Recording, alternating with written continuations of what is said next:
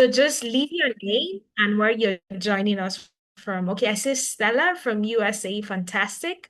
Okay, so please let's keep it interactive. Fiona from Texas, Daniel Runo from Ibejuleki, Emmanuel from Scotland. We're lots more on the call. Okay, so just leave your name and where you're joining us from, while we kickstart this session for today. Okay, so I hope to see a couple of other responses in the chat. Okay, so let's just, break the ice. Let's get into the session today. So, like I said, we'll be talking about something very, very interesting, which is how to monitor patient wait times as a data or business analyst. Okay, it's a practical session. Okay, so you get to learn a couple of things. And guess what? The case study you'll be working on, the practical that you'll be doing, you're able to also include it in your portfolio. So just sit tight and enjoy every aspect of this session. So we're going to talk about Tenalytics, like you know already. This session is brought to you by Tenalytics. So who is Tenalytics and what do we do? We're basically a leading educational technology company. And what we do in simple terms is to help people get into tech. And you'd very well know that the first step to getting into tech is by learning. So we teach you, all right, and we aid your transition journey into tech. Now, we've been doing this for a little over 5 years, and in the course of these 5 years, we've been able to help over 4,000 plus people transition from the classroom into their first job in tech. Hear me right, from the classroom into their first job in tech. So for those of us that are here looking to transition into tech, no background in computer science, you don't like numbers, mathematics, and all of that, and you're wondering, can I really do anything relating to tech? I'm a nurse, I'm a pharmacist that really don't have any tech experience. These are people, that were able to get jobs after training with us. They didn't have, prior experience. They literally went from the classroom into their first job in tech. So if this is something you're looking to achieve, this is very much the right place. Okay, so this is a little bit about us at Tenalytics and what we do. Then a bit about myself, I'm Priscilla, and what I do currently is I'm a passionate educator. I like to teach a whole lot, a data expert, as well as a career strategist with close to half a decade years of experience in the world of blockchain technology and data analytics. I'm currently a growth catalyst at Tenalytics, and what I do is quite simple but very, very essential. I tell you the right career path that suits you. Okay, so if you're looking to get into tech and you're wondering which path is the best, that's my job to take a look at your experience and help you figure out the right career path for you. And with me on this call is my fantastic colleague that'll be taking us through the practical aspects, working us through how to reduce patient wait times as a business analyst or, a data analyst. And his name is Joshua. Now, Joshua is a senior data analyst associate, and he has over 5 years of specialized experience in data analytics and data science. He's proficient in SQL, Microsoft Excel, Python, Power BI, and the likes. And he'll be taking us through this session for today. So if you're really excited about today's session, please leave a one in the chat because I'm very much excited. Okay, so if you're excited like I am, please leave a one in the chat before we get started. So let's keep the one coming, and then Joshua is going to take over the session and walk us through the practical aspects. So I see the responses in the chat. That's impressive. It's meant to be very interactive, and I'm going to hand over to my colleague right now. So just sit tight and enjoy. Meanwhile, if you know somebody that should be here, please share the link. Hi, Joshua. Please go ahead. Hello, everyone. Hello, Priscilla. How are you doing today? I'm fine, Joshua. Please How are you confirm you can hear me. doing? Hi, Priscilla. Oh, fantastic. Great to be here. All right. Good Yeah, evening, can you hear everyone. Good me? morning. Good afternoon. Yes, loud and clear. Good afternoon, everyone. Good morning. Good All evening right. from wherever you're hearing me from. It's good to be here today. So, like my colleague had rightly said, we are going to be walking you through a fantastic thing today. That is watching patients with time as a business analyst and also as a data analyst. So I'll be sharing my screen and we dive straight into what we have for today. So I would like you guys confirm if you are seeing my screen coming. Okay, can you please confirm if you're seeing my screen? A thumbs up if you're seeing my screen.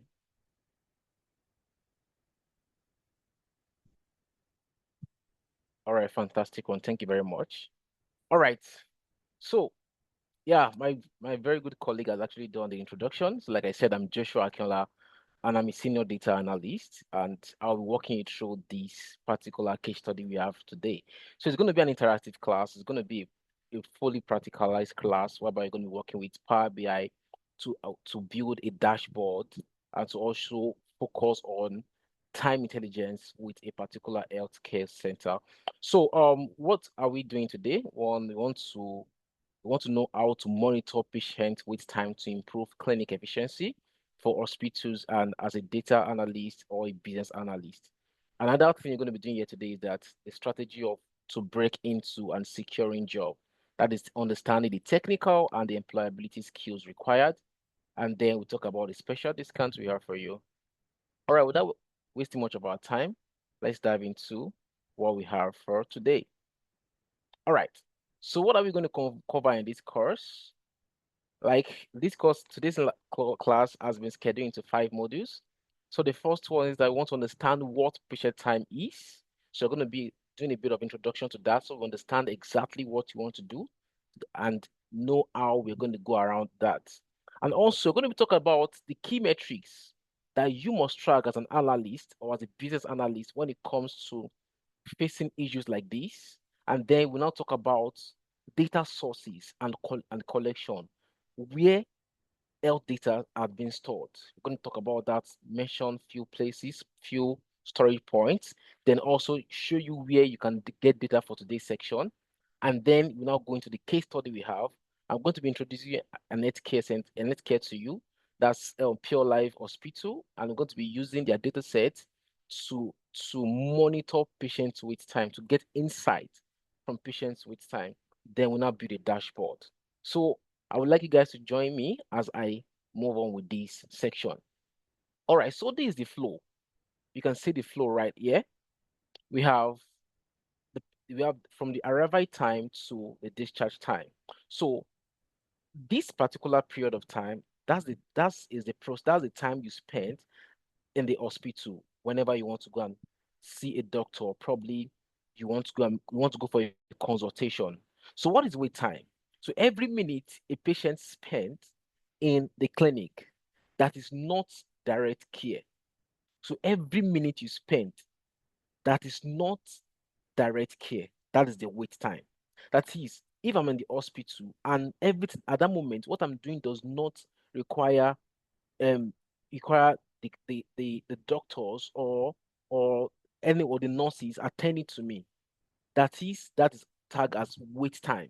So you're actually be at the hospital and probably you're on a queue and the queue is very long.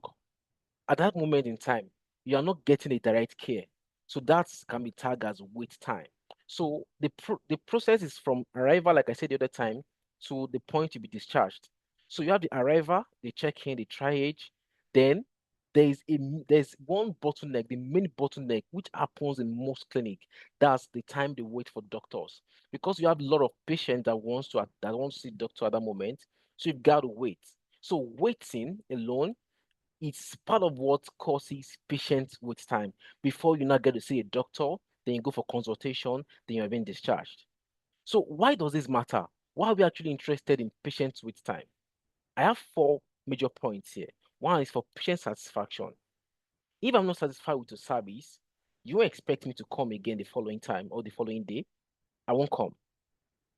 Now, another thing is that it's actually on both sides, to the to the hospital itself and also to the patient. If patient wait time is not monitored, the hospital might lose revenue, because if I'm not satisfied with the service, I will leave your hospital, I will leave your clinic and go to another health care center to get the care I needed for treatment I need for I needed for I needed to I the treatment I needed at the moment. So there might be loss in revenue. Another thing is staff retention. It can heavily affect staff retention because in this data set, I'm going to be showing something like when you have the higher time or the higher number or higher volume of patients and the amount of wait time they have, that peak hours, if you don't have enough staff at that moment to be able to face that particular what's it called, that particular problem, it may actually affect staff's what's it called? It's going to affect staff by making them leave that particular healthcare center because they'll be like, you guys don't want to employ more staffs, and we are the one doing the job of 3 to 4 to 5 people, so they might want to leave. Then also clinical outcomes. So many things can actually give rise to patients with time. Then another point I have here is now is the metrics that you must track as an analyst. One of the major metrics you need to track is the average wait time. Like you want to know the average wait time per stage over and the overall visit. So for every patient that visited the hospital, what is the average wait time? After that, you want to check monthly. You might want to check for the weekly average wait time, monthly average wait time, or daily average wait time. So it depends on the direction you're going. Then another thing is people that left without being seen or without being attended to. They want to also check that rate. Now, for that particular one, there's a target. Anytime it goes above 2% of the entire patient that we have, then there's a problem. There is a problem. So patients are leaving without being seen. That means they don't even get to the part of the consultation part. Probably the wait time period has actually elapsed. They actually spend longer hours waiting, and then they got fed up and they left. So they didn't even get the consultation. They are able to go through every other stage, but when it got to the consultation stage, they don't have that patience anymore because truly it's taking a lot of time. So they have to leave. So another thing we're going to be tracking is length of stay. That is the arrival to when the patient is being discharged. So from the arrival, if you look at the process I shared in the previous slide, I show a process that shows from the arrival time, when you arrived, and when the patient was being discharged. So you also want to calculate the length of stay. How long does each patient stay? They will now calculate average length of stay. So you're going to have a particular figure that we're going to be working with. And also average consultation time. So okay, you've been able to pass the phase of wait time, then you are now in the consultation, was the consultation time. Now, when the amount of time spent when you are being attended to by that doctor, we also like to track that.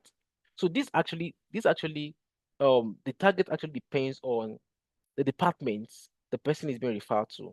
Like this data set actually has 5 different departments, and which one is that patient which department is that patient asked to go, or which doctor was that patient asked to see, depending on or due to the effect or due to the ailment or sickness he's having at that moment.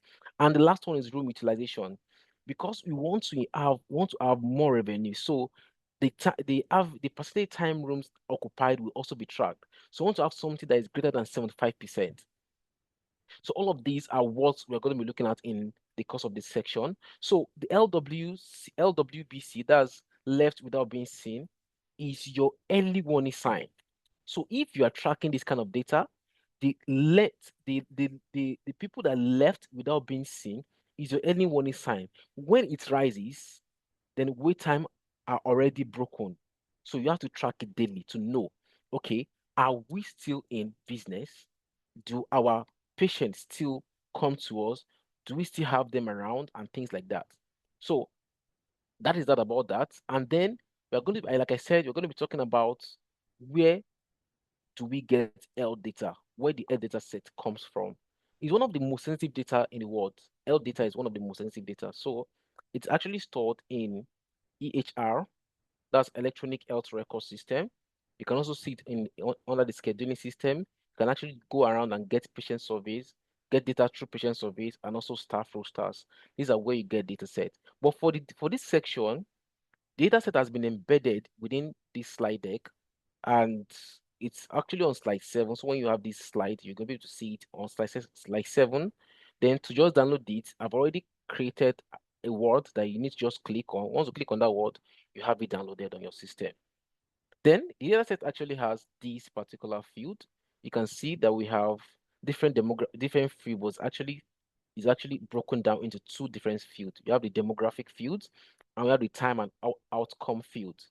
So demographic fields, you want talking about the patient, the hour of arrival, the day of week, and on like that, visit type, insurance type. Then we have the time and outcome field. This is the data set that talks about the check-in time, the try time, the wait for doctor time, the consultation time, and everything is measured in minutes. Everything is measured in minutes. And then, like I said, the data set for this particular project that we're going to be doing right now is already on this slide. So all you just need to do is to click on this word. Once you click on it, it downloads this slide, it downloads the data set for you straight off on your system. You have the data set downloaded straight off on your system. And from there, you get to do what you need to do. All right, so let me go back to my slide. So it's already downloaded. All you just have to do is just to click on this word. Click here to download data set. So the link has been embedded under this word. So once you click on it, then you have it downloaded on your gadget, on your laptop. So now let's talk about the case study. Now you need to actually understand the business first before we now go ahead to start writing our queries, writing our DAX, building our dashboard. So a little bit about the business, a little bit about the hospital. So Pure Life Hospital is a multi-departmental healthcare provider spanning across 5 departments, including cardiology, emergency, orthopedics, outpatient, and pediatrics, that utilizes electronic health record (EHR) data to track time intelligence. So the facility aims to optimize patient throughput by monitoring the entire journey from arrival to discharge time. Now, the problem they are facing right now is that they're currently facing a critical operational breakdown where excessive patients wait time are undermining clinical outcome and hospital revenue. So analysis indicates that the clinic is suffering from severe non-value added time where patients spend the majority of their visits waiting rather than receiving direct care. So this is one of the major things that we want to track from this data set. I want to know how long those patients with the average length of stay, the average wait time, the average consultation time, and even the satisfaction rates. So you're going to be looking at that in this data set. So because it's now a problem. It's something the healthcare is now facing. This is one of the problems they would like to solve. So they need to monitor it. So the monitoring is what we're going to be doing very soon. So this inefficiency is most evident during specific peak demand windows where staffing levels fail to align with patients' volume. That's what I was talking about. So we're going to see that heat map. I'm going to show you that heat map whereby the staffing volume will fail the patient's volume. The staffing levels will fail to align with the patient volume, leading to a significant number of patients leaving the facility without being seen. And remember, I made mention of something when I was talking about the metrics to track that whenever your LWBS, that is left without being seen, is greater than 2%, then there is a problem. That is, patients are already leaving that particular healthcare to find a better healthcare that will render them the kind of service they need. So without a data-driven intervention to resolve those bottlenecks and improve the length of stay, the hospital faces continued low satisfaction rate and a high risk of staff burnout. So very soon, I'm going to be using the dashboard. So I already have the DAX that I'll be using to get all those insights from the data set. So all you have to do is, because I know most of us are still new to this. Some of us have already done one or two things with Power BI because we're going to be using Power BI, and that's the tool we're going to be using to analyze data set. Some of us might actually be using Power BI before now, while some of us are just very new to it. So whatever stage you fall into, whenever you're watching this recorded section again, and you have this slide, all you have to do is, when it gets to that point, just come here and copy the DAX. So these are measures, they're called measures. Come here to copy it and paste it. I'm going to show you how to paste it, how to copy and paste all of those things. I'm going to do this 5 times so you're going to master the process and the act. So this is going to give us a particular number. So it's a number that will now tell us the average wait for doctors, the average total length of stay, the rate of people that left without being seen, the satisfaction rate, and also the average consultation time. So you're going to be seeing the KPIs. I already have a sample of the dashboard on this slide, so you're going to see it and see what I'm talking about. And then we now look at how this behaves within the department, because I told you guys that we have like 5 different departments in this data set in this particular healthcare center called Pure Life Hospital. So we already have 5 departments there. Then we have the general overview that shows the entire clinic. Then we're not going to drill down and filter down into each department and look at all these KPIs per department. From there, we see departments that are doing better, we see departments that are not doing better. You'll see how we can actually improve these particular our number, so we meet the target and we don't fall short the target. So if it's that a particular department is doing well, we might actually want to go and learn what they're doing and implement it in our own department so that we can actually achieve what we need to achieve. And like I said, guys, this is the dashboard. This is the dashboard. You can see the average length of stay, the average wait time, the consultation time, the left without being seen rate, then the satisfaction rate. And also, these are the department, like I talked about the other time. You're going to be having a department. So these are the departments, and then we're going to be comparing the average length of stay by average wait for doctor and see the how it actually behaves. So if a particular patient spends 205 minutes, that's more than 3 hours in the hospital. How long does that patient stayed or waited to see a doctor? That is what this particular chart is talking about. So the darker shade is showing the wait time, while the lighter shade is showing the length of stay, the average length of stay. Then, like I told you the other time, you're going to be looking at this heat map and see how things are being done there. Then you also have the average weight for doctor by month. So there's also a trend. So I'm going to be looking at the correlation within the satisfaction rate and the average weight for doctor by month. So I want to see if if increase in the wait time will result to increase or decrease in the overall satisfaction rate. So we're going to be looking at this right now, and that will be done after we build this dashboard and we'll see how it works. So you can monitor the wait time of our patients as a data and a business analyst. So I want to believe that you are ready for me. So before we go into the practical part, I also have some insights the dashboard is actually showing.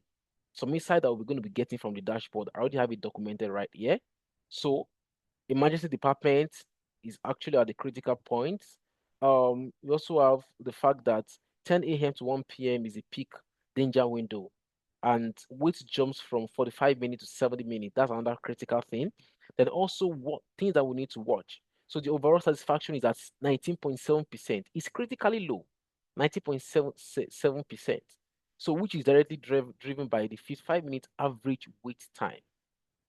Then also there's a benchmark. If you look, I'm going to be showing that in the data set after we're done. You're going to be seeing the outpatient departments. They are the top performer. They have 0% people or patients that left without being seen. Their total their total or the average length of stay was 101 minutes. That's roughly almost 2 hours, an hour 50 minutes. So other departments are not performing well. Like I said the other time, they need to go to the outpatient department and study and look at their process. What are you guys doing that? What are you guys doing differently that we can actually learn from? So then we can now replicate that across departments. So data actually will help us to see this because this is a business process. We've been able to see the process from when you arrive at the hospital to when you actually will be leaving the hospital. But now, how long do you spend in the hospital? What's your total length of stay? What's the average length of stay for that particular day, for that week, and also for the month? And that's what we want to drive into in the practical section of this class. So if you're still with me, I would like you guys to give me a thumbs up. If you're with me, give me a thumbs up. All right, let's keep it coming. Let's keep it coming. All right, fantastic one, guys. So I'll be jumping straight into it right now. I'm going to open up my Power BI because, like I told you guys, the tool that we're going to be using is called Microsoft Power BI. So If you don't have it in your system yet, it's very simple. There's something called Microsoft Store. You can just go to Microsoft Store, get it downloaded, and you have it automatically in your system. Then if you have it before, fantastic one, you can just upload data set straight off, and then you get to do what I'm about to do for you. Now, let's jump straight to Power BI.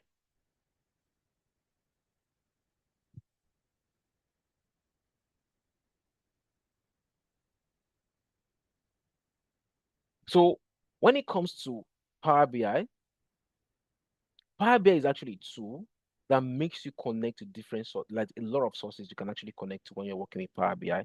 You have multiple sources that you can actually connect to when you're working with Power BI. All right. So Power BI will help you to work across different sources, to connect the data sets to different sources. So I already have my Power BI opened. Let me expand my screen so you can see my screen very well. All right, fantastic. So here is my Power BI. So once you launch your Power BI, you're going to have this. This is what you're going to be having. This is what you're going to be seeing on your screen. So with the look of things don't seem right here because it looks like the entire face is blank. Where am I going to get the data set from? What are the tools I'm going to be using? What are all of these things talking about? And that's part of what I'm going to be showing you right now. So I said the other time that whenever you want to work with Power BI can connect to different sources of data, like over 250 sources of data. So you have text files, you have CSV, you have Excel files, you have database, you have PDF files that you can actually connect to, you have APIs that you can also connect to, even Google Sheets. But this data set I'm using that I asked you guys to download from the slide is a CSV file.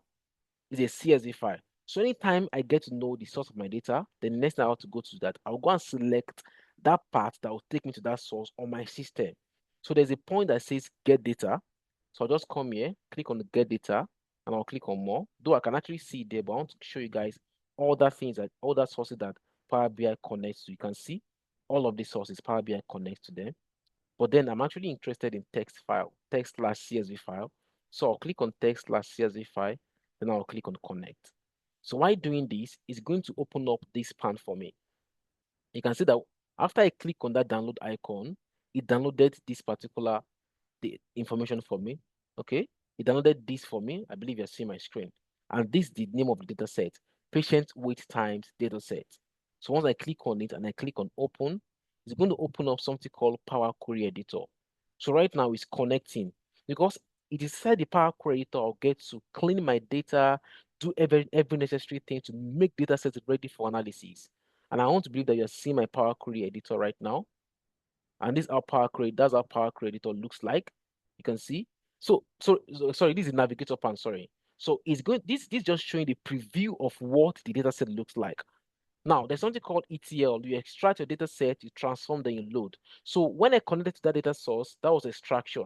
Right now, I'm at the point of transforming my data set. So all I just have to do right here is just to click on transform data. And once I click on transform data, I have my Power Query Editor page launched on my screen. I have my Power Query Editor launched straight up on my screen. So it's coming up. Okay, so I want to believe that. Okay, let me stop sharing. I think it's not showing up the Power Query Editor. Let's share the entire screen. All right. So now I want to believe you see my Power Query Editor. Yeah, so this is my Power Query Editor. So now this is what we call Power Query Editor. And what you have to do right here is to clean your data, get your data set cleaned so that you can actually start doing every analysis that you need to do. So you can start doing every analysis that you need to do. So right now, trust me, guys, this data set has been cleaned. I've actually worked on it because of the case of this section, because it's just a short demo of how this thing works. So it's not, if it's a deeper place, we'd have walk you through the process of cleaning. And these are things you're going to learn when you join us here at Analytics. So we're going to show you how to clean all these data sets, prepare them for analysis. So everything is cleaned, everything is good to go. So once you come here and your data set is good to go, next thing you have to do is just to click on close and apply. Close and apply. So once I click on close and apply, I will have the data sets closed on my Power Query Editor, closed, and data set loaded in my Power BI desktop, where can I start doing every necessary thing that I need to do, like writing my DAX, creating so many measures and everything I need to build my dashboard. If there's need for me to create models, I will create models. So this data is currently preparing, and finally it has been loaded on my Power Query, my Power BI desktop. And you can see to the far right of your screen, you can see something called data. And if I click on the drop down, you see list of what? Of the column headers, the acuity level, the check-in time, the consultation time, the date of week, the department, the discharge time, on and on till you get to the wait for doctor time data set. So these are all the headers, the column headers you have in that data set, cleaned and loaded in your Power BI desktop. So I would like to tell you guys that whenever you are working with data sets, you have to make sure that it's cleaned, because this data set is clean. That's why we just have to load it after we are done straight down to Power BI so that we can start doing every necessary thing that we need to do. All right, like I said, we're going to be doing a couple of things here. You're going to be writing something called measures. I'm going to be creating 5 measures that I'm going to be using. And I also promise you that I'm going to show you how to copy from the slide, then bring it to Power BI desktop in case you're doing yours. So to start with, you can follow my mouse, my mouse pointer. You go to table view. So once you get to table view, this is just a part of your Power BI desktop that actually shows the entire table that you have in your data set, or in your Power BI desktop, sorry. So you can actually see the tables. Right here, you're only seeing the data headers, but here you can see the tables. You can see, okay, we have these are the columns, these are the numerical part, these are the qualitative part. Then you begin to do every necessary thing that you want to do right here. So right here, like I said, I just want to create the KPIs, and to do that, I want to have, I just want to create it inside a particular place. I don't want it to be scattered around. I want to create it somewhere. So I will go to O, then I'll click on enter data, which is right here. Enter data. So like I want to create a new table. But in this table, all I just be storing inside these tables are called the measures. Like I told you the other time, I'm going to be creating 5 measures. I'm going to call them measures, then I'll load it. So once I load it, it's going to be added to this particular data pan, going to be added. And inside that measure, that's why I'm going to be creating every measures that I want to see, every measure that I want to track, the average wait time, the people that left without being seen, the rates, the satisfaction rate, and on and on like that. All those 5 KPIs, I'll be creating them inside these measures. So I'll just click on these measures, then there's something called new measures, which is right here. So this is me creating measures, just like you're like just from the name, you want to measure something. So you have 5 ways of doing that. You can actually do your count, you can do your maximum, find the maximum, you can find minimum, you can also do um average, or you do sum, that's aggregate functions. So I want to create a measure, and the measure is to find the average length of stay. So to do that, I can just come here and write the function, but I promise to show us how to do that from your your your slide. So all you just have to do is to come to your slide, come to your slide. Let me just take this off. Come in a minute.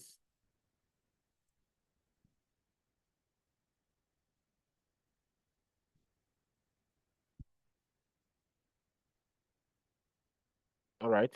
So I want to put it after presentation mode. So just come here. So the first one is average weight for doctors. Average weight for doctors. So I'm going to be naming it average weight for doctors. But this is the what? This is the formula. Just come here, copy the formula. Everything has been done for you. Then you come straight back to Power BI. Come straight back to Power BI. Then I'm going to call the name. You have to delete this measure. Then rename it as average. We call it AVG. Average weight for doctors. So that's variable. This is what we call variable. Equals to, then you control V, that's paste. Average wage for doctor, that's paste. So this is paste. So it looks like there's an error here. Let's try and check where the error is coming from. Oh, when I downloaded this, you might not actually have this error. I'm having this error because I've downloaded data sets several times. So it actually named these data sets differently from the way it was actually written there. But you're not going to have this error because you only be download data sets once. But peradventure you have it. The error there is just that it has a bracket open one, then close bracket. That's just it. Um, let's see how it's been done. Okay. So let me just write it straight from here. Let's pick it from here. Yeah, this is it. So this is how it's going to look like. Then I'll just press enter. So once I press enter, it's going to create, can you see now? A measure has been created, average weight for doctors. A measure has been created, average weight for doctors. So I'm going to do it 4 more times. So I'll just come straight, but I'll go back to my measures. Then I'll come to home. Then I'll click on new measures. I'll click on new measures, which is right here. So which one, what's the second one? The second one says, let's go and pick it. Let's go and pick it. The second one says average length of stay. Average total length of stay. So I'm also going to copy this. Average total length of stay. So let's go and put that down. So like I said, I already have it documented so that you don't find it difficult to do. Average total, let's just call it average length of stay. LOS equals to, then remember this, I'll just come here to change the name of this particular table. This is the table name. So this is it. Pick this, then enter, enter. So you're going to see it to be added here as well. Can you see average LOLs? Average LOLs. Then the next one is, let's go and pick the next one. Let's go and pick the next one. That's the LWBS rates. LWBS rates. So I'll copy that as well. Then let's go and drop it. LWBS rates in percentage.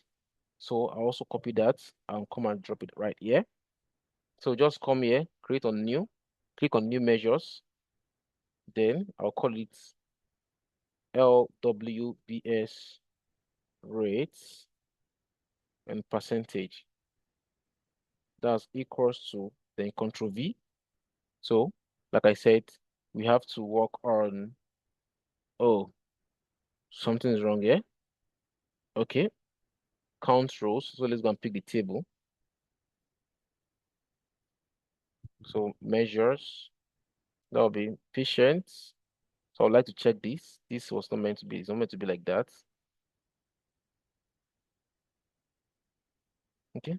Hold on, let me pick that formula again. Think, okay, okay, okay. All right, so I will definitely going to let's pick it from here. Let me pick it from here.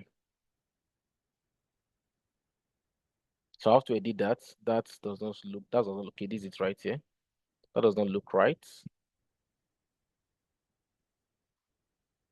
Okay, fantastic. So let's ready this. Control A, Control V. So let me just come here and rename the table.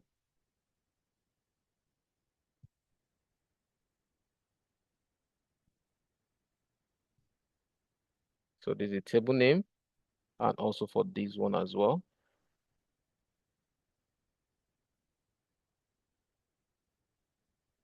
This is a table name as well. Okay, so this looks cool.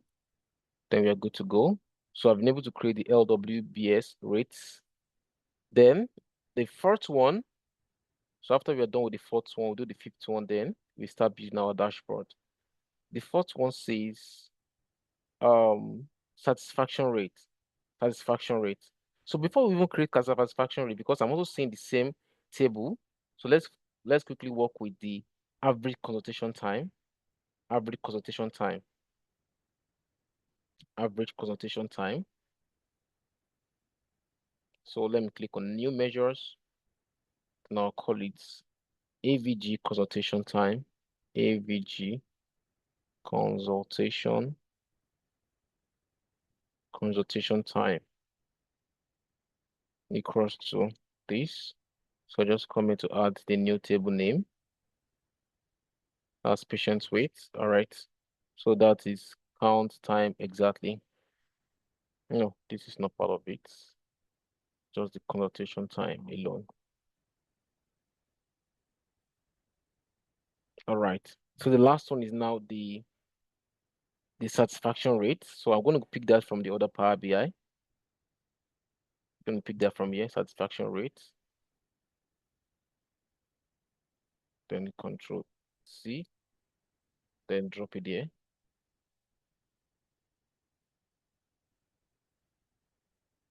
New measures. So this is just the only part that looks a little bit technical, but we are done.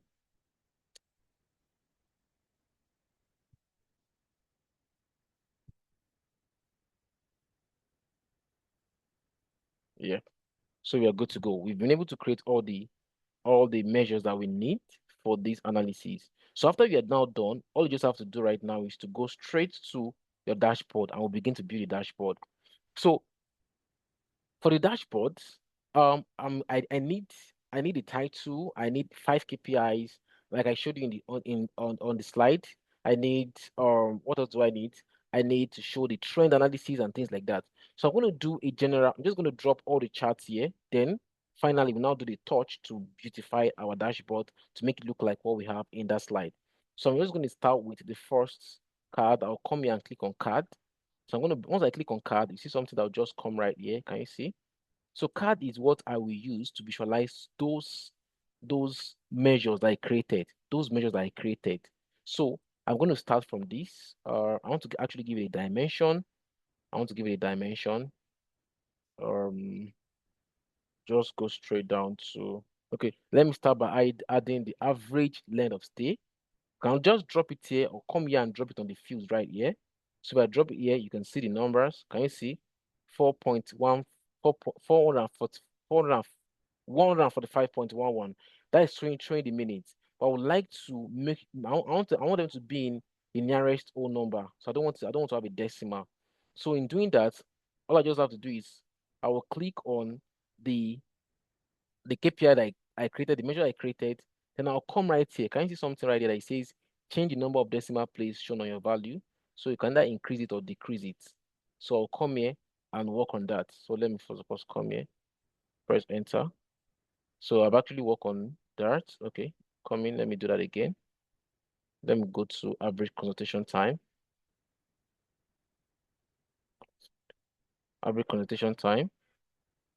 Then, okay, let's go and do that on the table. Let's go and do that on the table.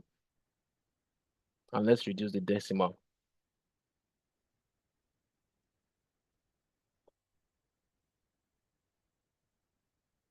So right here.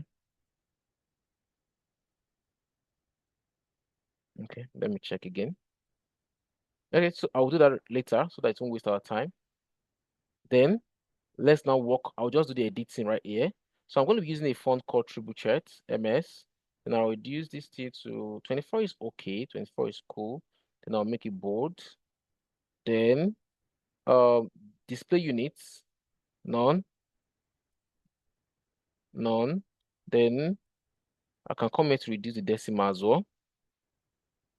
Then category label, that's a font name. I'm going to also call it Tribuchet.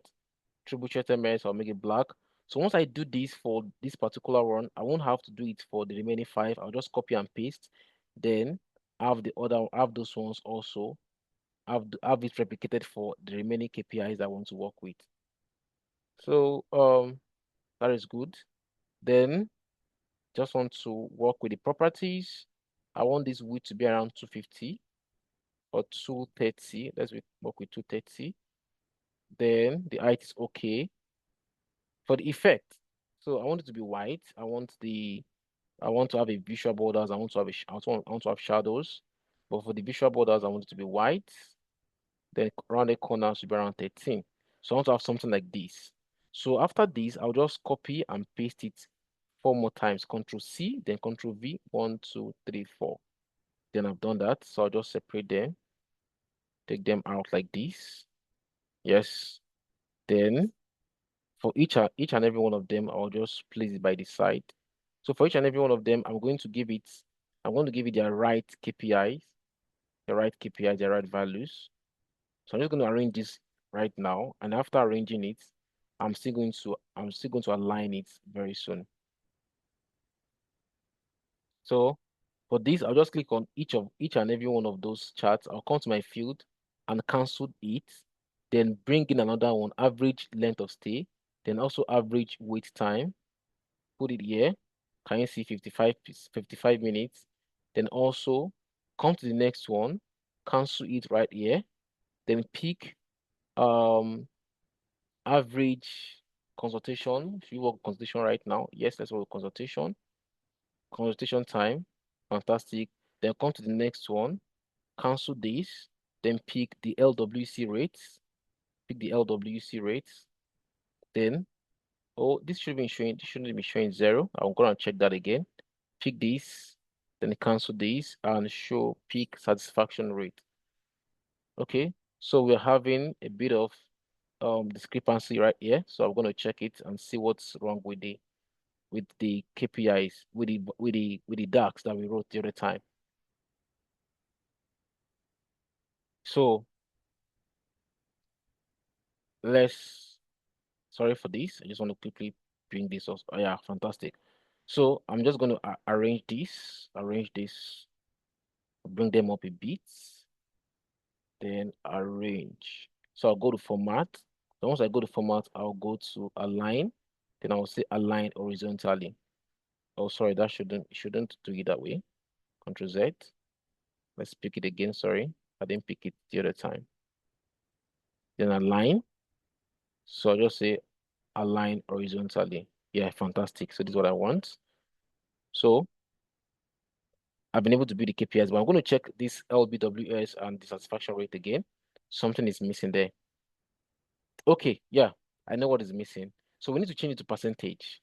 We need to change them to percentage. Let's start by, okay, I'll do that later. Let me come here, format. Okay, let's pick each and every one of it, one after the other again. Then I'll put percentage here. Yes, fantastic. So it's working now. This as well. That's satisfaction rates. So once you do that, it's because I did multiply by 100, I want to have percentage. That's why I did multiply by 100. Fantastic. So I want this both of them to be in 2 decimal places. So in doing that, all I'll just do is I'll open back my visualization. Then I'll go to format your visuals and I'll go to call out values. So under call out values, that's where I'm going to get that done. So I'm just going to increase decimal to 2 decimal places, or probably 1. Then also this, I'll do the same thing for this. I'll put it in 1 decimal place. Fantastic. So we're almost done. So the next thing is that I want to give these data sets a name, and I also want to add slicers. So there's something called slicers. If you look at all your tools here for visualization tool, look for slicers. This slicer. So I'm going to pick it. I'm going to drop it up here. I'm going to drop it up here. Then I want to have something fantastic with the slicer. I want to do something fantastic with the slicer. So the slicer, I'm going to put departments inside my slicers. So I'll look for department right here. These are departments. Just left click and drag it on that field again. Then I have something like this. This is like lists, but I don't want to have it as list. I want to have it as card. I want to have it as tiles. So I will go straight down to this place that says format your visuals. Then once I go to format your visuals, I'll go to slider settings, and instead of having vertical list, I'll pick tiles. So I'm gonna have something like this. I'm gonna have something like this. Then also I will try and edit the values. Like I said, you are using triple checks, and you have to stay consistent with that. And I also like to increase this a bit so they can see those departments very well. Make it bold. Then change the color to black. I also love to change the color to black. Then what else? What else? What else? So it's cool. Okay, I want to remove the borders. Well, okay, let's just say for borders, just give me a white color. I don't want to have borders. Then I also want to have all these curved and shadows. So I just pick one of the cards. Then there's something called format painter. This is right here. It looks like a brush and a paint. Click on that brush, then drop it on this slicer. So I have the format also. So you can see it's already formatted like the other ones.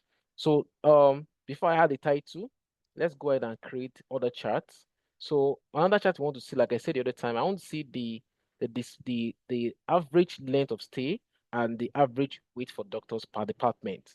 So in doing that, I'm just going to go to where I'm going to pick my cluster column chart. Oh, sorry, I was not meant pick. Make sure that you click outside your slicers. I didn't click outside my slicers. I had that error. So I'm going to click on my slicer. Then I'll go and pick the cluster column chart.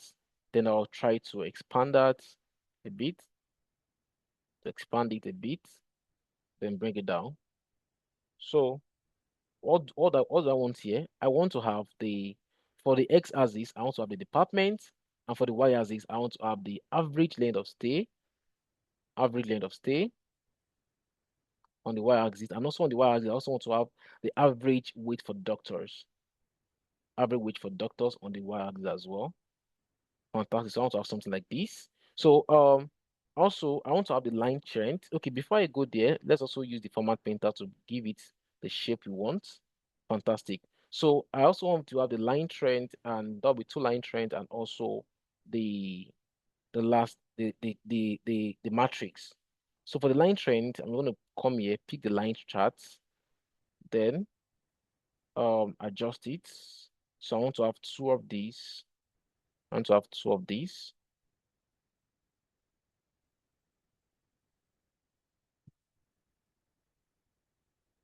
So two of these are control. Okay, before I do the control C and control V, let's pull the month. So now I'm going to pick my month from my date column. You can see the date column.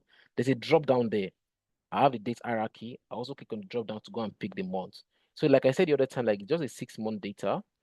Then this is going to be showing the average wait time, on what S axis.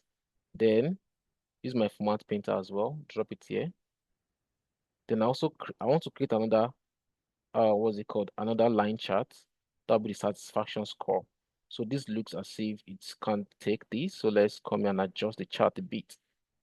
So we're almost done. So the last thing just going to be doing is to create the matrix and also to do the formatting. To create the matrix and also do the formatting. So for this one, I would like this to be for month to be on the x-axis, while the satisfaction score to be on the y-axis. Satisfaction score to be on the y-axis. And finally, I'm going to be doing another one called matrix. So this is my matrix. Matrix is going to fill up this place. Going to fill up this place. Then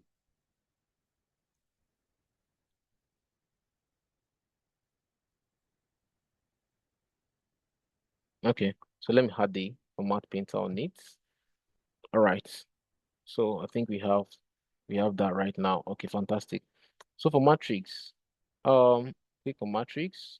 So let's go straight down to rows. Okay, what do I want to put on rows? I want to put the departments or days of week. Let's work with day of week. Let's put it on rows. On columns, I want to have the um let's check the hours of arrival. That's on columns. Then on values, let's work with the wait time, average wait time on values. Average wait time on board. So this is what you want to see. So the arrival time right now is 7 a.m. This 7 means 7 a.m. and the highest departure time or the latest departure time is 8 p.m. The earliest arrival time is 7 a.m. and the latest departure time is 8 p.m. Sorry, 8 p.m. So I don't want these subtotals. I don't want them. I'm going to be yanking them off. Then I'll also edit all these charts. But before I start editing the chart, let's also add the title of this dashboard there. That's insert. I'll go to text box. Then I'm going to call the name of this chart, Pure Lifetime Intelligence Dashboard. So Control A to select everything. Remember I said that we're using Triple Chat MS. Then I would like this font to be 20. All right, fantastic. So make it bold as well. Then I'll bring the chart up here to fit into the space I actually created up there. Yes, so let's do that. Then expand it as well. Okay, I think we still have enough space. You can actually make the font size 22, let's see, or 24. Yeah, this still cool. Then I'll also use format painter. I'll drop it on it so that I'll have the rounded corner and every other thing. So it's already looking like it. It's already looking like it. We're almost there. We are almost there. We are almost there. So I think I would like to reduce this font to 20, take it back to 20. So we are almost there, like I said. We are almost there. So now let's do So I'm going to be editing just one chart and I'll use Format Painter on others. So I'll just come to this place that says average, this particular one. Then I'll come straight to what's it called? Format your visuals. For the x-axis, I want the values to be triple chart, like I said you. I want to stay consistent. Triple chart, I want it to be black. Then I also want to reduce the font to probably 8. Then I don't want the title of that x-axis. I already know it's my department, so I don't need the department title anymore. So after doing that, I'm going to go straight for y-axis. Do the same thing for y-axis. I don't want a title for y-axis. So I'm going to make it, make the value triple chart as well. Triple chart, then the color also is to be black. Fantastic. We are going somewhere, guys. We're almost there. We're almost there. So what else? What else? What else? For grid lines, for the columns now. For the columns now. For the colors. Now we have series, we have all. I'm going to first of all work with the average length of stay, which is this lighter shade. Then I'm going to pick this lighter shade. Let me go to more colors. I'm going to pick what I want there. I think something around this color. Yeah, both very light. I think this is cool. Then for the other one, wait for doctor, the darker shade. I'm gonna pick this. Okay, this does not really look cool to me. Yep. So I want to probably pick another lighter shade using this particular color. So I'm coming. I want to pick another shade for that brown, the light brown. A brilliant of stay. Okay. So let's go and pick it. Let's go and pick it somewhere around this place. Coming. I'm coming, I'm working on it. Okay. The lighter shade. Yeah, this is cool. Okay. So if that's the case, then the title, I'll work on the title as well. I'll work on the title. So title, you go to general, probably just give a title, average length of stay and average weight for doctor per department. That looks cool, sure, but we can actually use it for the case of learning purpose. Use it. Then let's reduce the font a bit. Then I would like to align to the center. Okay. All right, fantastic. So what I'm going to do right now, I'm just going to come here, pick one of the charts, go to Format Painter and drop it on this guy right here.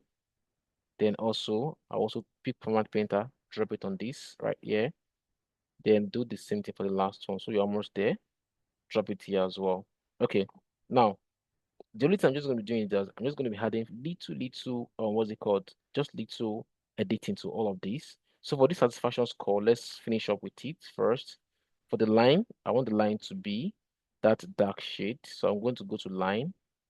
I'll go to line. For this interpolation type, I love to have it smooth. Then the color, I will change it to this dark shade. Then also for these, I also want to make it smooth. Yes. So for the last one, which is this particular matrix, so let's quickly work on it. Let's start with the cell element. Okay, let's toggle off these subtotals. We don't need the subtotals. Then let's increase the elements. Or let's do the column headers. Let's work with column headers first after the element, for the element, sorry. Then let's increase the font size. Then let's make it black. So all of this I'm doing just to have a consistent formatting across board. So for row headers, I'm also going to click on triple chat MS. Then I'll make it black as well. Then increase the font, fantastic. Then I can now go straight to what's it called? I can go straight to cell element. So for cell elements, okay, it's right here. Cell element for the background color, I'm going to turn it on. Then I don't want to use this blue. I want to have a color shade that also fits with what I'm working on my dashboard. So I'm going to click on this conditional formatting, this FX. Then once I click on FX, I'm going to have this page on my screen. Then I also love to add a middle color. Then I'll start with the maximum color. The maximum color, I want to have this dark shade of brown. The middle color, I want to have this very light shade. And I think I'm good. Then I'll click OK. Then you see, fantastic. So we are almost there. Just to work on the values. just to work on the values. So to work on the value, this is the value right here. So I'll make it triple chart as well. Triple chart, then increase the font. Let's see, 13. 13 is way too much. Let's leave it at let's leave it at all right. Okay. So just few things to just do, and we call it a night. So this is actually looking like what we want. Then I will now do the entire background. So for the entire background, that's my canvas. I'll just click somewhere outside the chart. Then I'll go to canvas. Then I'll click on canvas background. Then I'll pick the color that I want. So let's see how the shade looks like. It's not showing right now because transparency is currently at 100. Let's reduce it to 0. Then you have something like this. And that's how we're able to build our pure lifetime intelligence dashboard. And you can see cardiology. If you click on each of the department, you see the analysis. You can look at the average average length of stay, average wait for doctor, average consulting. The satisfaction rate is actually very low, though the people that left without seeing a doctor, to the percentage is still within the target. Then look at emergency. Emergency actually spike. Can you see? The average length of stay is 205. The average wait for doctor more than an hour, and the doctor is not even spending up to an hour with them. And look at the people that have left without being seen. Patients that have left without being seen. 12% of our patients, and the satisfaction rate is currently at 3.3%, taking the entire out of the entire 17.1 that we have. What about orthopedics? Orthopedic too is having something like this like that. Though the satisfaction rate is actually very high, and then the average level of status is very low. But let's look at outpatients. Look at our outpatients. Is zero length people that nobody has left without being seen. And the satisfaction rate really increased. Look at the average consultation time. Look at the average rate of doctor. I don't think they even spend up to an hour 30 minutes. Average length of stay, 1 hour 10 minutes, then you're done. All of our pediatrics, you can see. So this dashboard will help us to monitor the time intelligence of our patients, both for the patient and also for the hospital. And this is how it looks like. Thank you very much for staying to the end of this lecture. I believe I've all learned one or two things from this lecture. And like I told you guys, this is how it works. Power BI, I've been able to see from what I've explained in the previous time before we started this particular practical part, and what I've actually displayed right here on your screen. So thank you so much for staying to the end of this section. I'll hand over back to my colleague Priscilla. Hi Priscilla, are you there? Yes. Hi, Joshua. Can you hear me? Hello Priscilla, how you doing? Very So well. Can you I hear believe me clearly? yeah, I can hear you, Priscilla. All right, this was an absolutely fantastic one. So, guys, if you had a good time, walking through the practical aspects with Joshua, please leave a yes in the chat. I'm going to be the first to leave a yes. I absolutely, absolutely had a good time. If you had a yes, please leave that in the chat. Amazing, amazing. All right, so literally saying, how to take raw data and then use a tool that is common amongst the data analyst and the business analyst to build, a report out of that data.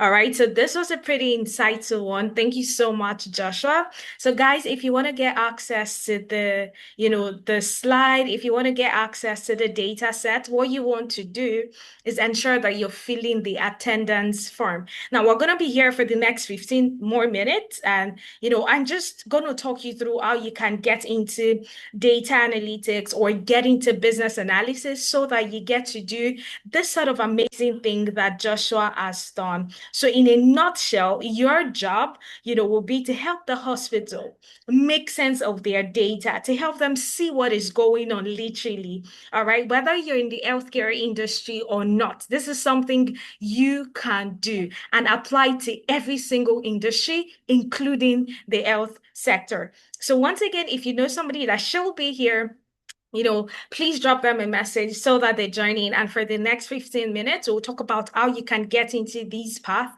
and we'll get done. So I see your questions in the chat. So Inkem is asking, is there a recording? Yes. You want to fill the attendance form so you get access to the recording. I hope I've been able to answer Abby's question in the process as well. So how can you get into this part? We've just seen the possibilities as a data analyst, as a business analyst, all right? So how can you you get into any of these career paths. So before we delve deep into that, I want to see, we're over 60 of us on this call. Let me see which of the both parts you're interested in. Is it data analytics? Leave a DA in the chat. It could be, under data analytics, we have the healthcare data analysts, we have data analysts in every other industry.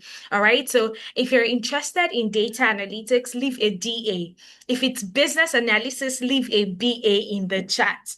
All right. So for data analytics, you're that professional that would help the organization make sense of their data. For a business analyst, you're that professional that likes to communicate. You like to solve problems. You're the middleman between the problem and the solution. All right. Omota, you're beautiful. So I see a couple of us. Okay. I'll talk us through how you can get started in this path. Now, it's pretty simple, pretty easy, very simple steps. And I would also show you people that have walked the talk.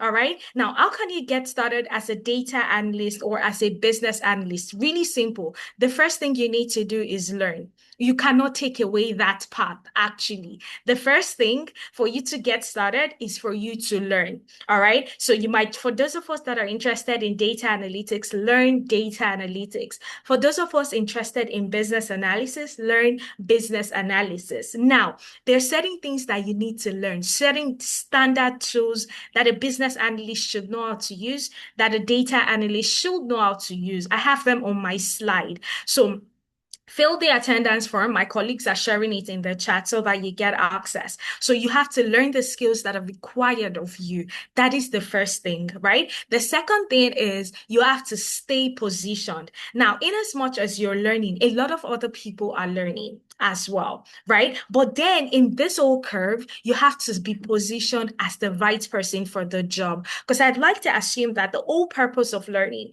the reason why you want to get into data analytics, get into business analysis is not just to learn and stop there. All right. For some of us, the purpose of learning is to learn and then go ahead to get a job. If that is your focus, just learning the skills is not enough. You also have to stay positioned as the best person for the job. Okay. It's not enough to tell an employer, I know how to do this. You also need to tell them, I am the best person for the job. And that is where positioning comes in. And thereafter, you apply. All right. Now, you also have to apply to these jobs, and that is how you get to be a data analyst or a business analyst. This is the strategy that works any day, anytime. Learn, position, and apply. Now, with this in mind, I know for some of us, we would tend to think, especially those of us that are already of the opinion that, the data analytics space or the business analysis space is saturated. We're thinking, how do I just learn, position, and apply and I get a job? People have been trying to transition for over 2 years. Let me show you people that have been able to walk the talk. Okay, people that have been able to transition using this same strategy. So right here on my screen, this is Abigail Gager. Okay, from a care worker in Canada, she became a business analyst with the government of Alberta. And it is the same strategy that she used. Learn. Okay, for some of us, we've been able to discover the path we want to go into. All right, now you have to learn. Remember the strategy. The first step is learn. So Abigail joined our business analysis program and she learned. Thereafter, she was able to position. And you know what positioning entails? Your CV, tailoring your CV for that job you want to apply to, getting mentorship as well. Because one thing people don't know is in the tech space, you have to stay connected to mentors. You have to stay connected to people that have walked the talk because you transitioning, it's a new terrain for you. All right. It's a new terrain for you. And certain people have walked the path. If you do it alone, it might take you 3 years to land that first job. But if you work alongside people that have walked the talk, that 3 years journey becomes less than 6 months. That is what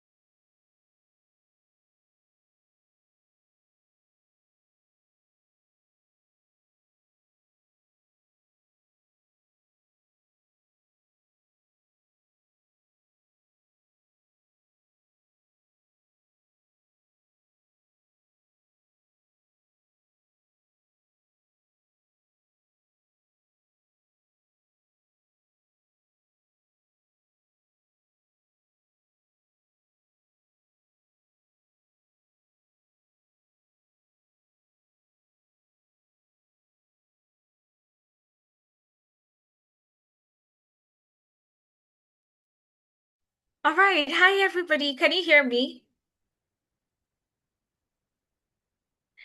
If you can hear me, please leave a yes in the chat. Absolutely. Thank you so much. So I had a glitch and, I wasn't a host, so I couldn't speak. All right. Thank you so much. So we're just going to get right into it. And, we were talking about how Abigail was able to get into tech, with the strategy I mentioned to you. Okay. So she joined the business analysis program. She was able to be positioned rightly by ensuring that her CV was tailored.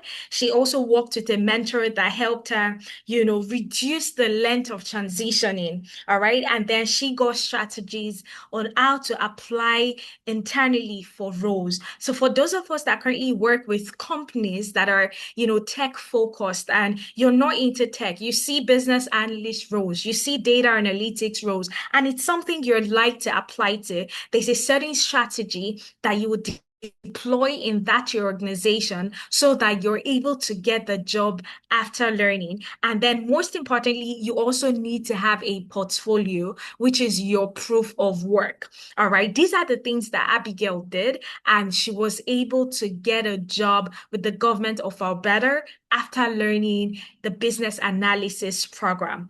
Here, I also have people without prior experience. They came to Tenalytics and they were able to transition to different tech roles. I have Lois. Now, Lois was an accountant and procurement professional with zero experience in tech. So for her, she's currently in the US. She joined the business analysis program.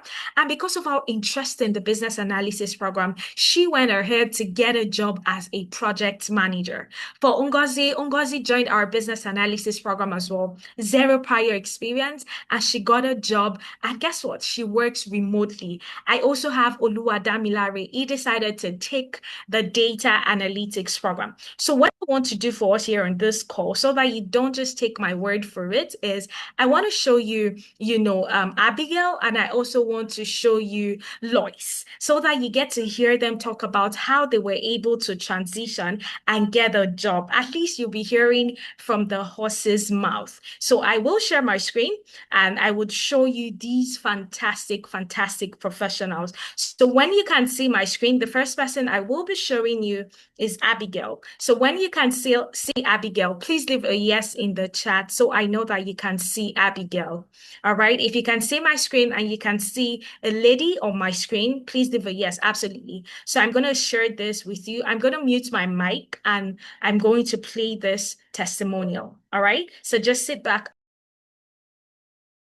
My name is Abigail Geiger, and I want to talk about my journey with Tenalytics and how it has helped me to ace my interview and eventually land that dream job that we, always wanted. So my training with Tenalytics has transformed my career as a business analyst. They have coached me really well, thoroughly, with hands-on projects, and the instructors are usually super awesome. Topics that are covered are usually real-life experience with a hands-on project where you do as a team, where you do as individual. There's always a one-on-one session if you want. Interview preparation, they use real-life experience. They coach you on interview and they tell you what you are doing right and what you are doing wrong and where you need to improve and where you are perfect, and all of that. I'm recommending Tenalytics to all my friends, to anyone watching this video. Please don't think about it twice when you just try and attend one of these sessions. It will open your mind. It will give you more ideas on what it is all about. Don't be scared. It was working with Tenalytics that gave me the confidence to apply for some job roles that I naturally wouldn't apply, because I feel those job roles are usually too big for me. Like, the name sounds so big, and Tenalytics makes me understand that you can do it as a business analyst. We all got the idea. So I am 100% recommending Tenalytics to anyone that has thought about being a business analyst, a data analyst, or all the analysts that they coach you on. You won't have regret in it. You will come to thank me later. I am happy I joined Tenalytics. They help you develop your user stories on how to use scenario, on how to use real life experience to answer your interview questions, which is usually what helps you to ace your interview. I am so happy I joined Tenalytics, and I wouldn't have been where I am today without the coaching and help of Tenalytics. I personally would want to thank the coordinator. He's very good at doing his job. His name is Ubong. Please disturb Ubong of everything you need. Like, he's always there 100%. Any time of the day, you call him, he picks. It doesn't matter. He's sleeping 2 a.m., 1 a.m. I am really, really recommending Tenalytics. So, guys, join Tenalytics and you won't regret it. And Tenalytics, I personally want to thank you for training me. Absolutely. So that's Abigail. I'm just going to also play one more from Ngozi. Hi, my name is Ngozi Aderemi. For a long time, I've been looking for a working from home kind of job. So I did my business analysis training with Tenalytics, and guess what? After my training, I started looking for a job, trying to get a working from home job, and now I got one. I just want to encourage you as a student of Tenalytics, or maybe you're aspiring to join Tenalytics for training. It's very good because when you're done, you will get a working from home job. Absolutely. So this is somebody's story, right? And name is Ngozi, like you can see. So for those of us that are interested in working remotely or tired of working on site, working long hours, and we want to work from the comfort of our homes, right? It is very much possible. All right. So this is just a couple of stories. I also have Ikmat here. I have Pavel here as well. So what I've done is to attach the link to their testimonials right here on my slide. So if you want to hear more people talk about how they were able to transition, please fill the attendance form so that you get access to this slide, right? And then you get to hear their stories. I also have Sharon right here on my screen. We definitely will not be able to talk through every single one of these testimonials, but I've left, the link to their videos here in the chat so that you're able to, walk through. People from diverse background, okay? People that just got out of school, they finished their masters, nurses, doctors, name them, right? You get to hear their stories. So just ensure that you are filling the attendance form. So how did they get to achieve this? All right. Remember, the first thing is to learn. And you have to learn the skills that are required to help you get the job as a business analyst or as a data analyst. And I've put the skills here on my slide. So as a business analyst, what are the things you need to know how to use? Okay. What are the tools you need to have in your portfolio? You have them here on my slide. So we already did our research, and we'll be teaching you the standard things that a business analyst in the healthcare industry, in finance, and every other industry needs to know how to use. Even as a data analyst, what are the tools you need to know how to use? We have them here on my slide. All right. Now, remember, the focus for most of us, is to get a job. The mistake a lot of people make is to comb YouTube, comb Udemy, Coursera, and just pick up theoretical knowledge, watch videos, okay? And then they keep doing that, and over 2 years, they are unable to get a job. As somebody transitioning into tech for the first time, how you learn has to be very, very intentional and strategic. Okay, because at the point where you're in front of the employer, in the tech space, they would ask you, have you done this thing before? They need you to have experience. Okay, that is one thing that is synonymous with the tech space, experience. The employer wants to know that you have experience, but then you need a job to get that experience. But nobody is willing to give you the job if you don't even have experience in the first place. So you see that it is a loop. So how do you break out of it? It is literally to ensure that your learning journey is intentional. Now, the best way you want to learn if you want to land a job is to learn in a project-based environment. Learn by doing the real thing. Now, you see this project that Joshua has just walked us through. If you were to sit in an interview and they ask you, tell me one time you used Power BI, you're able to literally remember this project. All right. You're able to remember, oh, this is what I used Power BI to, and this is how I was able to decipher where the issue was coming from. That is you learning in a project-based environment. That is you gaining hands-on experience. Okay. And then when you're being asked, you're able to talk from experience. So that is the best way to learn. Learn by doing the real work. Now, it's not just enough to learn. You also have to have evidence that you learned and you have the experience. That is you showcasing your work, and you're able to do that by using a portfolio. Okay, so if you tell the recruiter, oh, this is what I've done with Power BI, this is what I've done with Excel, they also need to see it themselves. And this is where a portfolio comes in handy. All right. Now, apart from learning a project-based environment, you also need to get internship. Okay. An internship that would, literally teach you what it means to be a data analyst in a company, give you that first-hand experience. Okay. Or to even be a business analyst in an organization. So here at Analytics, it's very simple. How do you gain experience? You work on projects. Okay. Doing the real work. You also get 2 months of internship. Okay. And then you also learn to build a portfolio so that you can showcase your experience. Now, the second strategy is on positioning. Remember, you saying a job that seems really juicy to you, a lot of other people will also apply.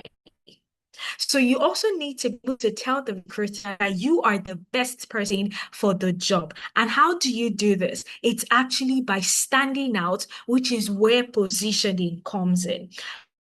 Positioning starts with your CV, all right? It has to tell your experience in a clear form so that if you're applying to that job as a business analyst or as a data analyst, the employer is able to take a look at your CV and they see that you have the experience that they need. Now, there's something also called the applicant tracking system.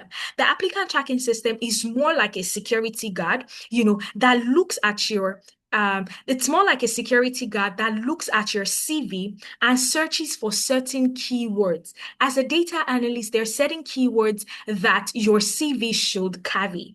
There are also certain keywords that, your LinkedIn profile should carry as well. Now, these keywords, the applicant tracking system will be looking out for them. And if it doesn't have them, if your CV doesn't have the right keywords, it just flings the CV out. And, your CV doesn't even get a chance to get to the front of the recruiter so that they get to meet you at least. Okay. So your CV has to be positioned rightly. It has to be tailored to that job that you want to apply to. All right. And there's something also called LinkedIn optimization. Now, you hear most people saying, oh, a recruiter reached out to me on LinkedIn. Okay, how it's done is, let's say that an employer in your region is looking to, fill up a data analyst or a business analyst role. The first thing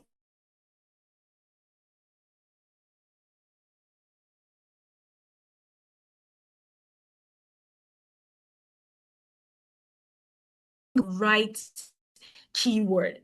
As a business analyst,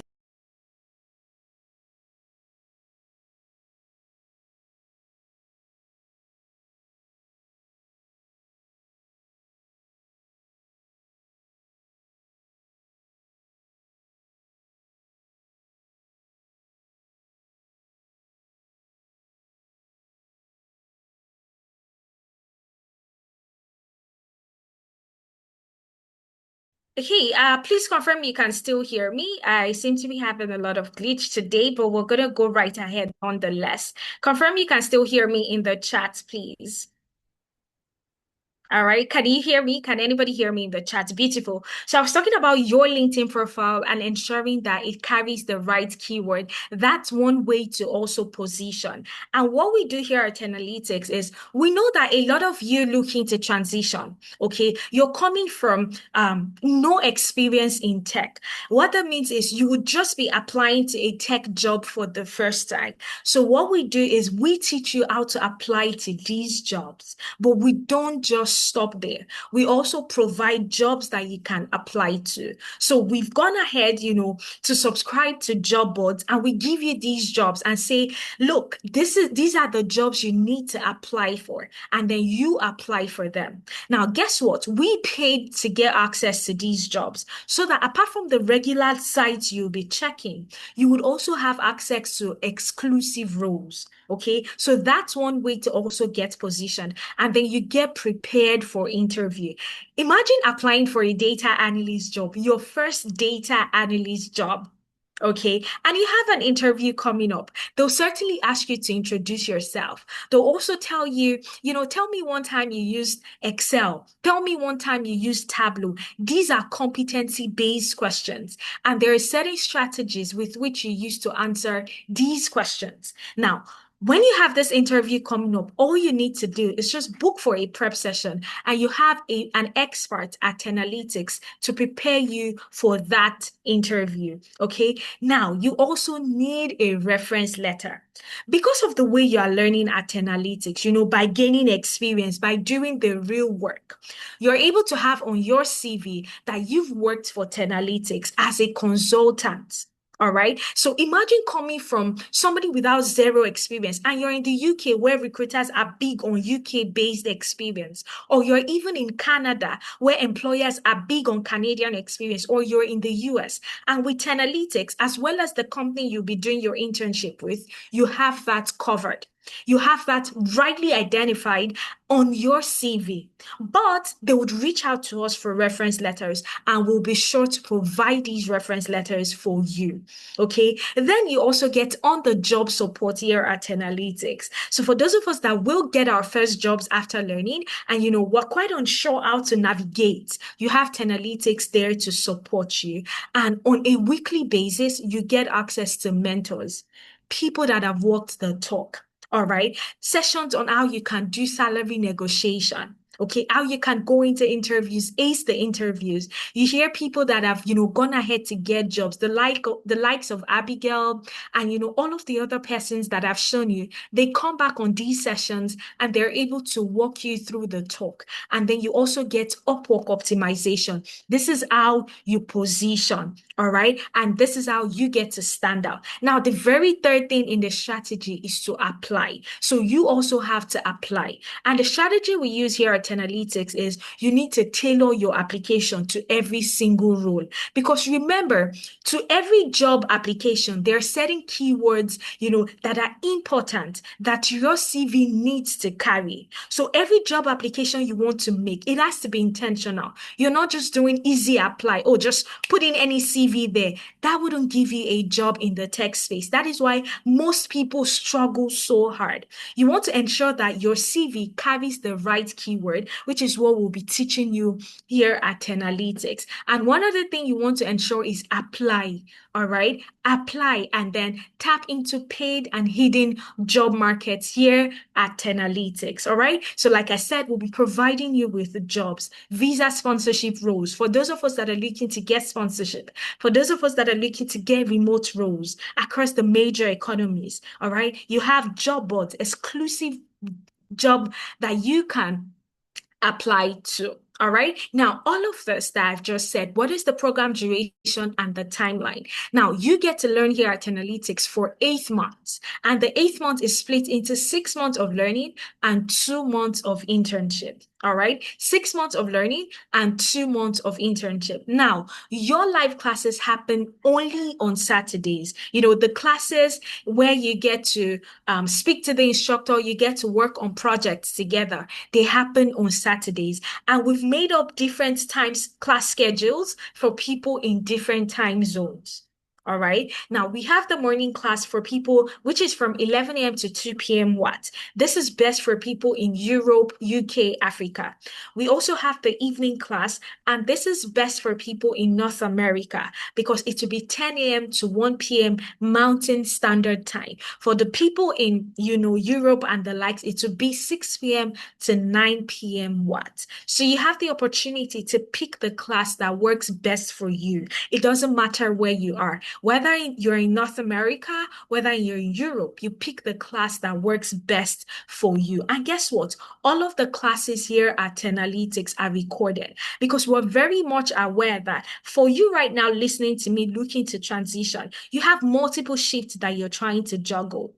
You also need to make time for your family, but you want to transition. You need to leave that job. You need to earn better. You need to work from home. So learning has to be flexible as possible. That is why we've ensured that every single live class here at Tenalytics is recorded. And because we know that this is virtual, by virtual, I mean you get to learn online. We know that you need support every step of the way. So what we've ensured is to make sure that you can get support every day of the week, so that if you miss a live class and maybe on a Monday you're trying to go through the recording and you don't understand something, you're able to reach out to an instructor and you're able to book for a drop-in session, and you get to speak with this instructor to ask your questions. So what this means is you don't have to wait till the live class before you get to ask your questions. Now, I see a couple of messages or questions in the chat. Just leave them coming. All right, I will respond to your questions. Okay, so like I said, what we've done is to ensure that you can get real-time support from the facilitators. Now, to the most important part, this is 2026, and this is not the year for you to guess. It's the year to get your career right. All right. So for those of us that are genuinely tired of doing the survival jobs, care worker, support worker, healthcare assistant, and we're looking to get better things, but we want to build on our experience, this is the year where you get your career right. All right. This is absolutely the year you need to get your career right. You need to be very tired of your current situation and you need to make a change. All right. And this starts today. Now, what does this change entail? We've talked about business analysis, data analytics. So how can you get started in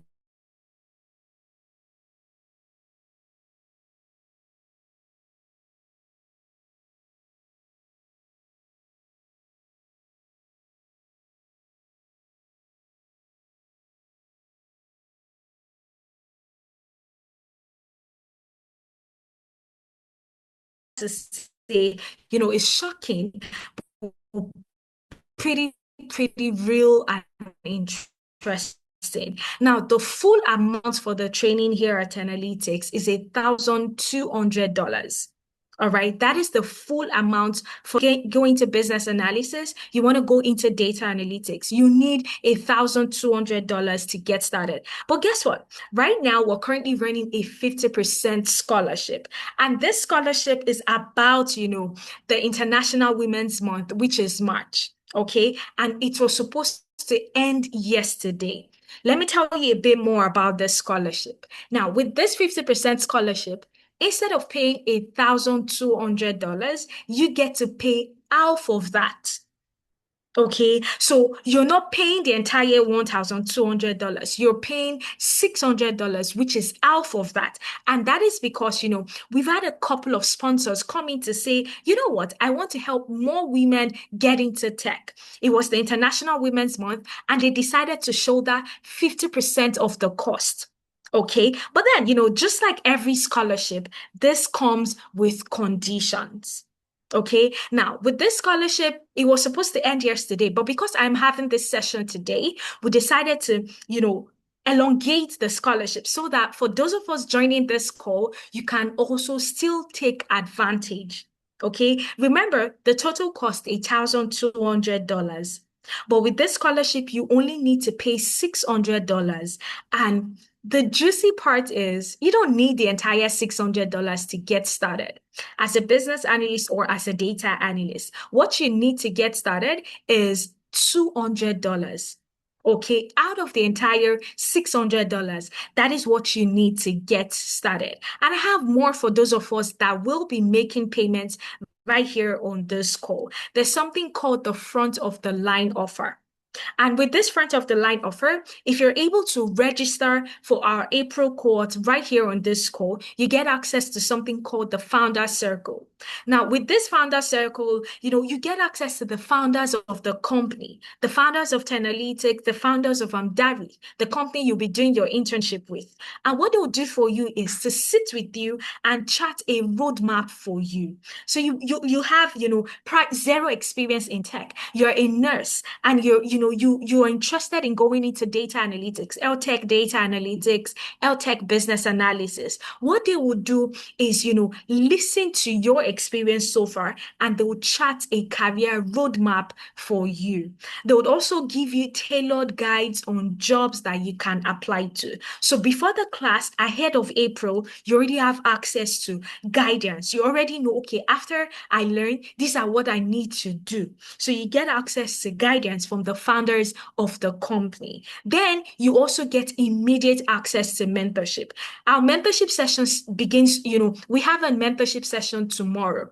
So if you're able to register right now on this call, right? If you're able to register, you get access to mentorship that starts tomorrow, okay? And then for those of us in the UK that are interested in the UK Global Talent Visa, you also get access to an exclusive session on how you can go about applying for that visa.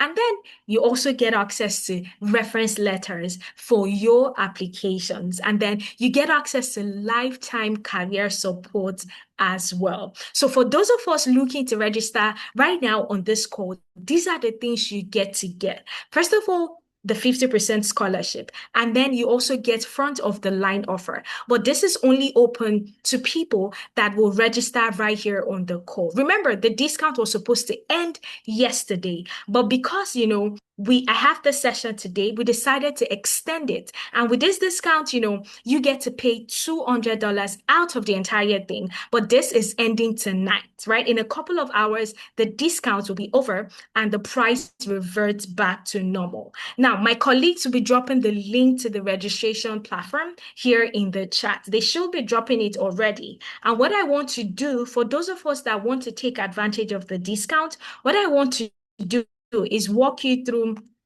how you can, register, okay? How you can get access to the 50% discount. So you find the link in the chat, all right? So my colleagues are putting the link right here in the chat. Okay, and when you get the link, what you want to do is click on it, okay? And I would show you what you will see. So if you're with me, just go ahead, click on the link. You'll find it there in the chat. And as soon as you click on the link, this is what you get to see.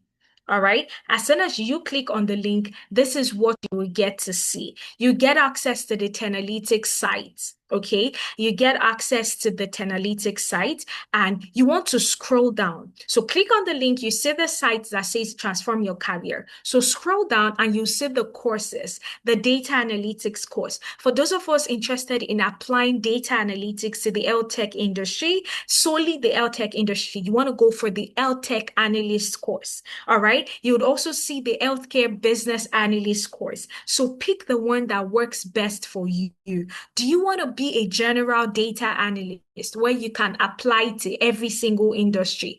Pick the general data analyst. If you want to be focused on the health sector, pick the health tech analyst. All right. Same applies to the business analyst. Now, I will use the data analyst for example. So when you click on this, you see the data analyst, click on enroll now.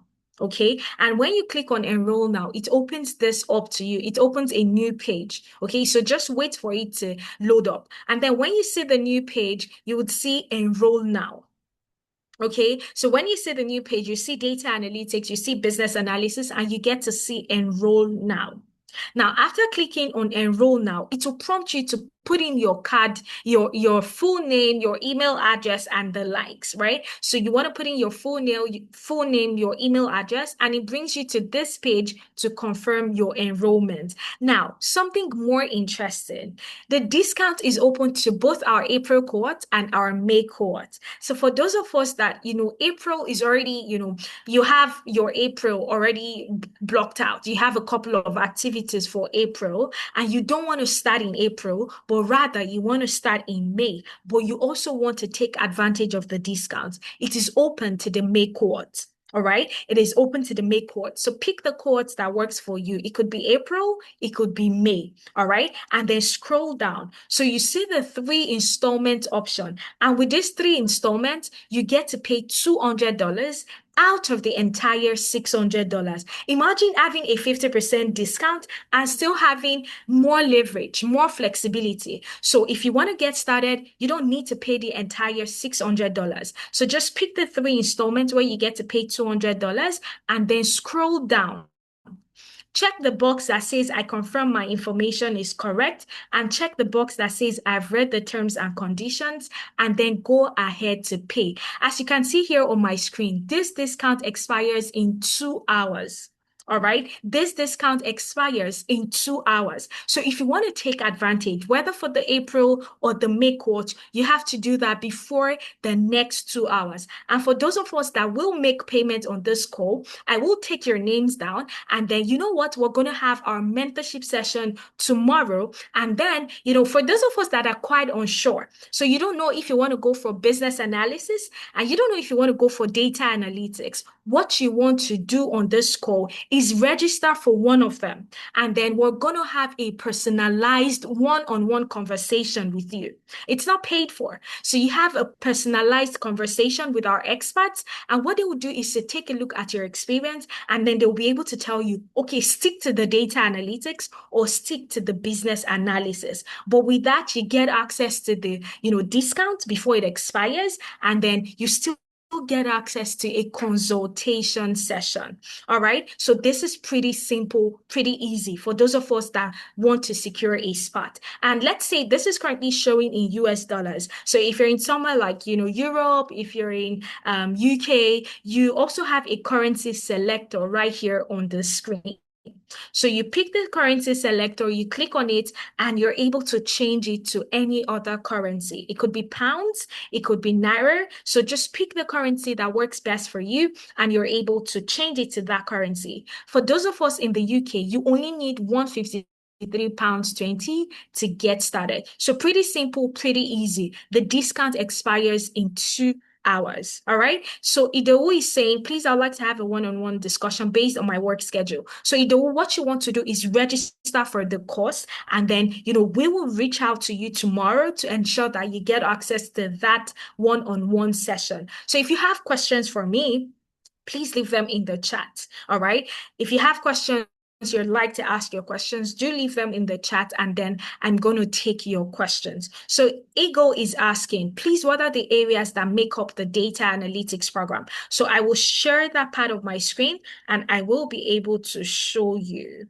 Okay, so just give me a minute, Ego, to share that part of my screen so that you get access to the key learning areas. That is the things you need to learn to get into the data analytics course. Okay, so I'm sharing this part of my screen. So you see that the first thing you need to learn is problem solving. How do you approach problems as a data analyst? Then you also get to learn Excel. Excel is like the bread and butter for every single data analyst. Then SQL. Data is stored in one location, which is called the database. And there's only one language you speak to the database, which is called the structured query language. So that is something you get to learn, Eagle. You also get to learn Power BI, the tool we just used. Then you learn Tableau, you learn data storytelling, ChatGPT for analytics, as well as Microsoft Fabric for analytics. Okay, so if you have questions, please leave them in the chat. Idowu Eagle, I hope I've been able to take your question. So Remy is asking, what's your refund policy? Okay, so we do have a refund policy in place, and my colleague will share the link to our terms and conditions so that you're able to go over the refund policy. Okay, so you'll get the link shortly and you'll be able to go over that. Okay, so looking for more questions in the chat. Can I speak to someone after this call? And I registered and I paid in full since last month. Absolutely. All right. So in Kemefoni, just leave your email in the chat so that I would have somebody reach out to you. So Janet is asking, is it a must to pay right now after registration? I'm interested but don't have response. Yes, right? Like you can see on my screen, the discount ends in 2 hours. All right. The discount ends in 2 hours. And if you're unable to pay before then, you get to pay the total fee. Now, like I said, the total fee is $1,200. But with this discount, you'll be paying just $600. So if you're unable to register before, the next 2 hours, you'll be paying the full thing. I hope I've answered your question. So in Kemefoni, I've just gotten your email. I will ensure that a support team reaches out to you so that we get to have conversations. So you're in the program already. So we have people that are already registered for the training. Now, if you're already registered and you can't wait to get started, please leave a 1 in the chat. Okay. So let's just say the people that are already in. If you're already registered for the training and you cannot wait to get started, please leave a 1. For some of us, our cohort begins on the 11th of April, whilst for some other persons, it is the 9th of May. So I see Odunola, which is already registered, just like in Kemefrini. Are there any more persons that are registered? Okay, so I don't think I see any more questions in the chat. I don't think I see any more questions in the chat. All right. So Kafilat registered already. Fantastic.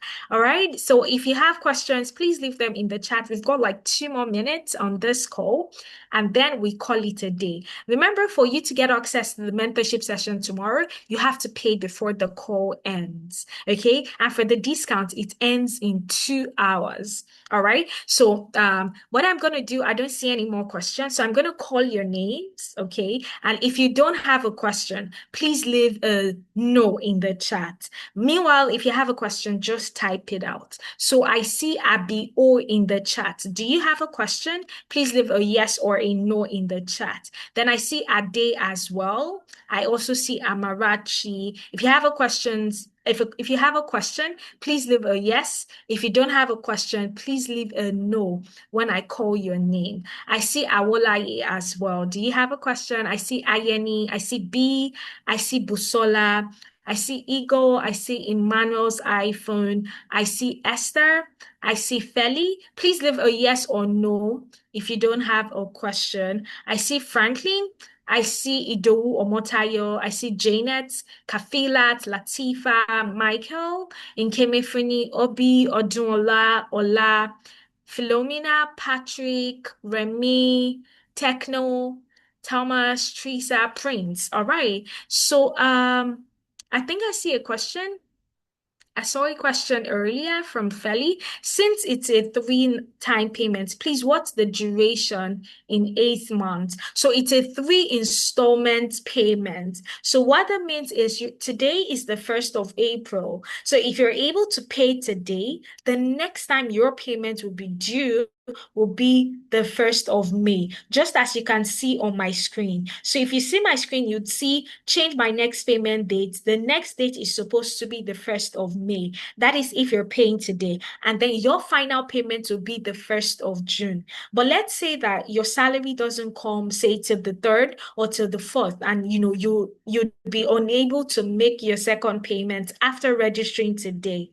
You can change the next payment date while registering, or even after you registered, you're able to change the next payment date. So Feli, I hope I was able to answer that question. Just let me know in the chat if I've been able to answer that question. So yeah, Odunola and Latifa says no question. All right, absolutely fantastic. You're welcome, Feli. Okay, so we'll be going off the call now. All right. If you'd like to be reached out to, so that we have conversations and help you decide on a path and just do a follow-up, please indicate in the chat. Maybe leave a 1 if you want me to reach out to you.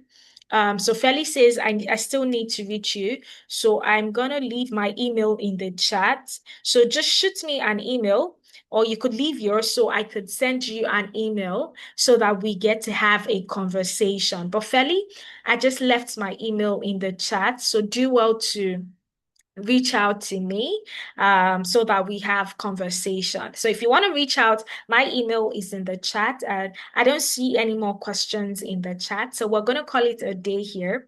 And before we do that, I'd just like to know, I hope we all had a good time. So if you had a good time, please leave a yes in the chat. It's been a beautiful 1 hour, 52 minutes. And if you enjoyed every bit of it, please leave a yes in the chat so that I get to, see the people that followed through and had a good time.